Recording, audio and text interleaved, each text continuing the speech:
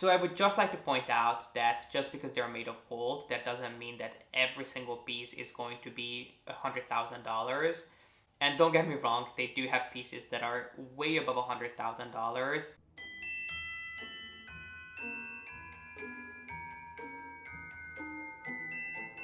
Hey guys, my name is G.P.S and welcome back to my channel. One of the most requested videos that I get asked to do all the time is a video on my entire Hermes fine jewelry collection, which I have thought about doing, and I think I even sat down at one point to film it, but I just felt really iffy about doing it. And quite honestly, that's the exact same way I look at back collection videos. While I understand that they are extremely popular, they are just not my thing. But because they are so much fun to watch, and I assume film as well, maybe I'll reapproach the idea of doing some sort of a bag video early next year. So what I have in mind is maybe a video on the top 5 most used Hermes bags in my collection, or maybe one on pieces that have the most sort of sentimental value or best stories attached. So definitely let me know what you guys would think about those ideas. But today I decided I'm not going to be a complete naysayer. So if you guys want to talk about Hermes fine jewelry, I'm more than happy to do so, because I have been advocating for these pieces for a long time. I find them to be some of the best investments you can make with the brand. So if you want to hear my thoughts and more importantly my recommendations when it comes to Hermes fine jewelry, then please keep on watching. Let's start by quickly discussing what is actually considered fine jewelry when it comes to Hermes, because obviously they are a brand that creates a huge array of different types of jewelry pieces. And there are two main categories that need to be mentioned that all pieces can be sort of put into. Hermes creates fine jewelry and fashion jewelry. Anything that's not made of precious metals, so it's made of some sort of metal or enamel or leather, goes under fashion jewelry. So your typical overly popular pieces such as the CDC, Click H, enamel bangles, those are all pieces that go under fashion jewelry. And then anything that's made of precious metals goes under fine jewelry. And the Hermes uses two different types of precious metals in different shades. They use silver and then 3 different shades of gold. Now, in today's video, I will not be covering silver because I'm personally not a big fan of buying silver jewelry from Hermes, and I would definitely not recommend that you do that unless you're buying a piece that is more of a statement piece, something that is really heavy and really substantial. And if you had to buy it in gold, it would be hundreds of thousands of dollars. In that case, I can see the appeal. Or if you are buying something to be used in a more casual way, so if you're, for example, buying the Farandole necklace that a lot of people use as a back charm or as a back strap on the Kelly wallet or the Kelly pochette, if you're buying that to serve as a back strap, why would you buy something that's made of gold? It makes no sense. But outside of those situations, I really cannot think of another time when I would recommend someone to opt for silver over gold. I just don't think it's worth the money. Silver is not something that you'll have forever. Silver tarnishes, it changes color. It's something that you have to be really careful with. And obviously it's going to last longer than just, let's say, a leather jewelry piece. I would recommend that you opt for gold if you can. And I understand that gold is obviously going to be notably more expensive. But if you're spending some money at Hermes anyway, you might as well just save it for a little bit longer and then purchase yourself a piece that you have forever or for as long as you want to enjoy it, and then you can pass it on to someone else. So I would personally always go for gold. And one thing I wanted to mention when it comes to the categories of fashion and fine jewelry, there are some crossovers because Hermes does create some fine jewelry pieces that also involve leather. So they create some pieces where they also rely on the craftsmanship of leather, and then they combine it with precious metals and diamonds. So they definitely do exist, but it's very rare to find one of those pieces. So just to make life a little bit more complicated, you can see some crossovers at times. But today we'll be focusing on strictly fine jewelry pieces that are made of gold. And when it comes to gold, Hermes creates pieces in 3 different shades. So they use white gold, 18 karat white gold. They use yellow gold, and their yellow gold is a true yellow. I would say it's not as yellow as Cartier's yellow gold, but it is definitely on the yellow side. And then they also use rose gold, which is quite a popular shade of gold, and it happens to be my favorite as well. Some companies' rose gold is a little bit more pink, others is a little more yellow, but Hermes is perfectly in the middle. It is very neutral, which I do really appreciate.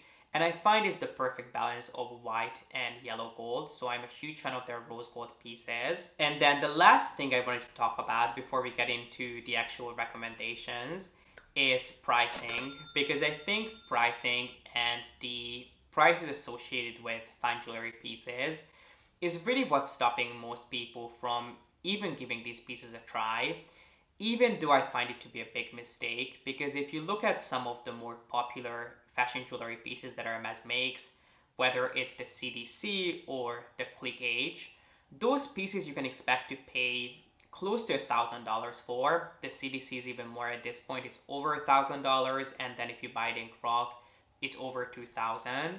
Whereas for that kind of money, you can easily buy yourself something from the fine jewelry range.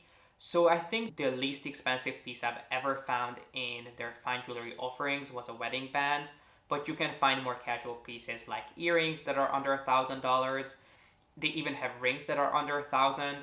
But if you're willing to go just a little bit above 1,000, let's say between $1,800 and $1,000, you have plenty of options to choose from, especially when it comes to their rings. So I would just like to point out that just because they're made of gold, that doesn't mean that every single piece is going to be $100,000. And don't get me wrong, they do have pieces that are way above $100,000 and are much closer to that sort of price range.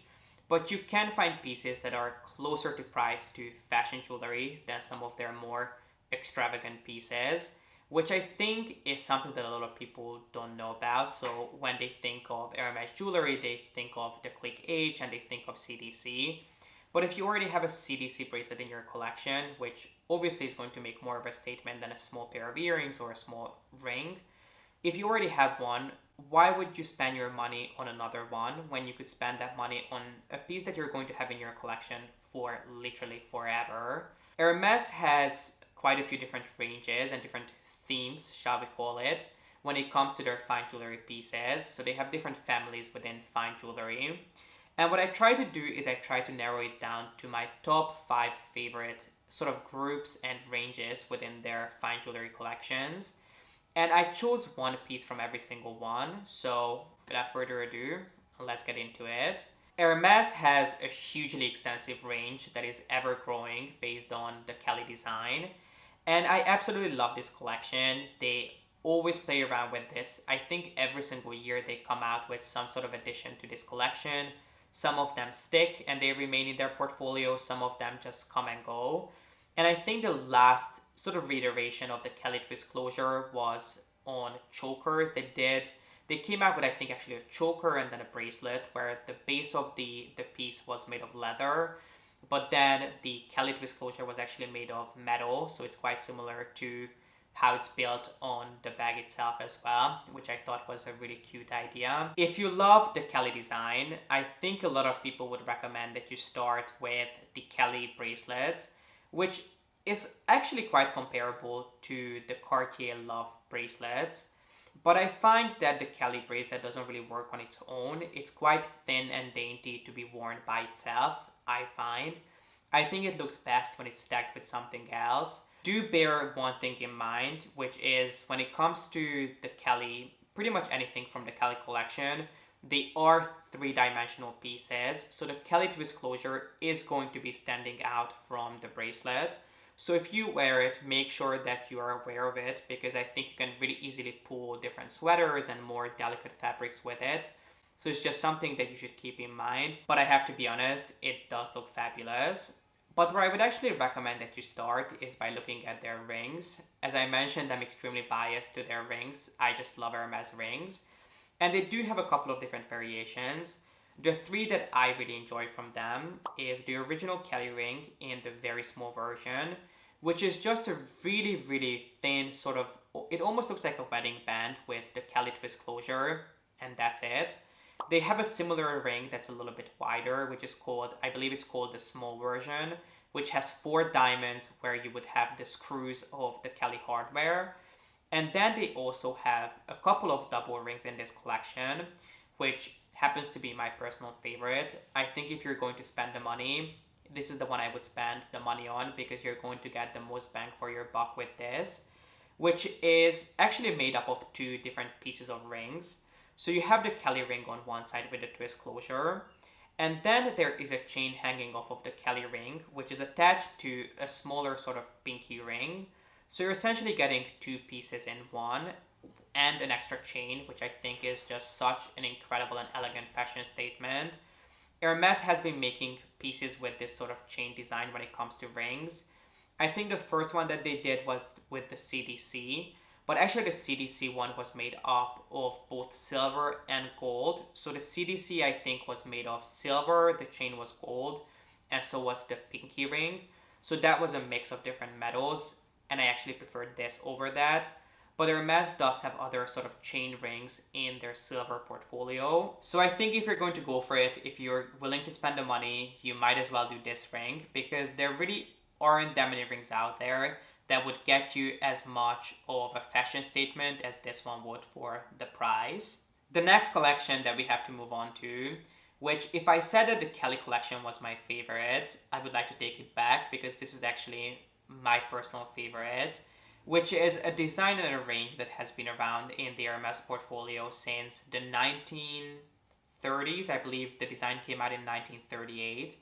And it was actually designed by someone in the Hermes family. And they were inspired by the chain on ship anchors, which I think says it all. And it is the so-called Chandon range, which is something that Hermes uses and still goes back to for inspiration when it comes to pretty much everything that they make. It's a symbol and a motif that is part of their fine jewelry creations, their fashion jewelry creations, ready-to-wear shoes. It's something that's present across the Hermes portfolio. But if you're going to buy something and if you're going to invest your money in a fine jewelry piece, I think this is a really good place to start. It is definitely a little bit more subtle than the Kelly pieces. So if you're trying to buy something that's a little bit more under the radar, or something that could trigger more of a conversation rather than someone pointing out that, oh, you're wearing an Hermes piece. And again, I have to recommend their rings. Obviously, this range is quite broad, so they have bracelets, pendants, necklaces, chains, and the whole shebang. But I have to recommend their rings again. I just find them to be such an incredible piece to have in your collection because you can wear them on their own, you can stack them for more of a wow effect with other pieces. They're just a really, really nice piece to have in your collection, especially if you are a big Hermes lover, because this is just so iconic to the house. They do have quite a few different versions when it comes to their rings, so you can buy them just in plain gold, rose gold, or even white gold. They had them at one point. I haven't seen white gold in a while, but rose gold and yellow gold is always available. You can get them in the pavé version that are obviously encrusted with diamonds. You can get pieces that are already stacked with the CDC or the Kelly rings, so they are already molded into one. But in my opinion, just buy them separate, buy one at a time, and then you can just create your own stack on your fingers whenever you feel like it. But you can absolutely buy them molded into one already for you, in case you don't want to be creative and in case you don't want to be playing around with it. They just have it ready for you. But I think the Chandon range is a great, great collection to invest in. It's something that is not obviously Hermes, but if you know it, you know it. The next piece is from a range that is much less known than the previous two, even though it deserves just as much recognition, and it's probably the most unique and sort of artsy range from Hermes that is rather unique. And it is the so-called Gallop line, which pays homage to Hermes' heritage of harness making and making equestrian pieces for horse riding. But before you think that I have completely lost it, that I'm recommending you pieces that look like a horse head, hear me out, because some of the pieces in this collection are quite unique and special. Yes, some of them are out there and they just look like a huge horse head on your finger. Others are quite artsy and true conversation starters, because I can tell you from experience that no other piece in my collection has received as many questions and compliments as my small Gallop ring. The Gallop line includes quite a few rings, but my two favorites have to be the very small and the small models, which obviously still have that association with the horse head, but the way they are crafted and shaped is much more sort of abstract and creative rather than just having a horse head on your finger. Especially if you see it from the far and from the side, it just kind of looks like this really unique and interesting wavy shape. But if you have a closer look, you can absolutely make out the horse head because the craftsmanship on these is absolutely beyond. And the only similar designs that I can think of from another house is actually from the Cartier Panther collection, which Cartier has an entire range that is inspired by their infamous Panthers. That is kind of a similar idea. Obviously, Hermes is not going to use Panthers, although they could have used cheetahs because I think, or is it leopards or cheetahs? I think they either use leopards or cheetahs in the Jungle Love collection. So I guess maybe that's what's next. But it makes quite a lot of sense that they would use horses as an inspiration for a line of fine jewelry. So if you're a true Hermes lover, I think you want to check these out. And then the last two lines of fine jewelry that I would like to put on your radar, which I personally quite like, are the Finesse and the Punk ranges. When it comes to the Finesse line, it's actually a collection that I don't own yet, but I would love to. It's definitely something that is on my wish list. And the reason why the Finesse collection is actually really near and dear to my heart is because this entire line is rooted in Hermes's history of jewelry making. The design that you see on the Finesse is actually a replica of the closure mechanism that Hermes uses on their Shandong pieces, which consists of this really straightforward gold bar that you're supposed to loop over a gold ring. And as you loop it over and let it go, you realize that the bar is just slightly longer than the ring itself, so it shouldn't come apart. And for the longest time, I used to show that little design off because that was my favorite part about the Shandong designs. And I never understood why Hermes doesn't come out with an entire range that is based on that really simple design. Until a couple of years ago they did.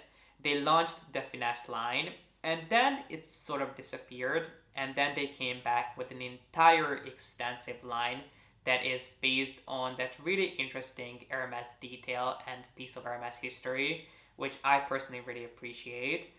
And while the collection is quite broad, there are quite a few pieces that you can choose from. But my favorites have to be the pendants, which are made up of a really, really thin chain and nothing more but that really interesting little mechanism inspired detail that you can pick up in 3 different colorways. You can get it in white gold with white diamonds, rose gold with white diamonds, or rose gold with black spinel, which happens to be my personal favorite. So if you've been looking for a new pendant to add to your collection, I think these would be such an elegant piece to have.